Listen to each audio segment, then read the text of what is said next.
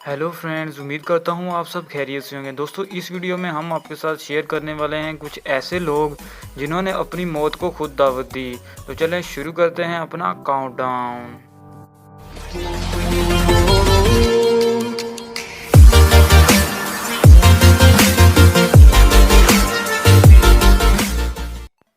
Number 1। दोस्तों, आप इस वीडियो में देख सकते हैं कि एक फैमिली दरिया क्रॉस कर रही है।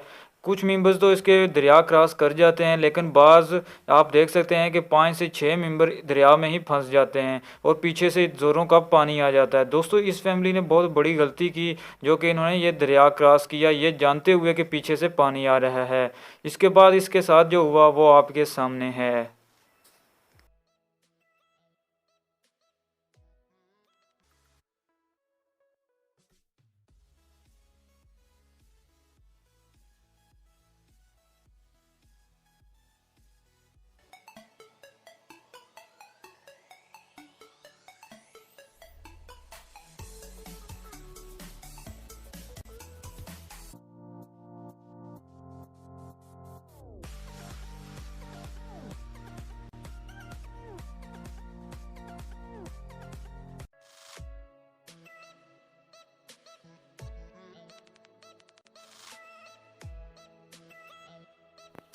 नंबर 2। दोस्तों, इस वीडियो में आप देख सकते हैं कि एक शादी वाली बस जा रही है, ऊपर चंद लड़के खड़े हैं।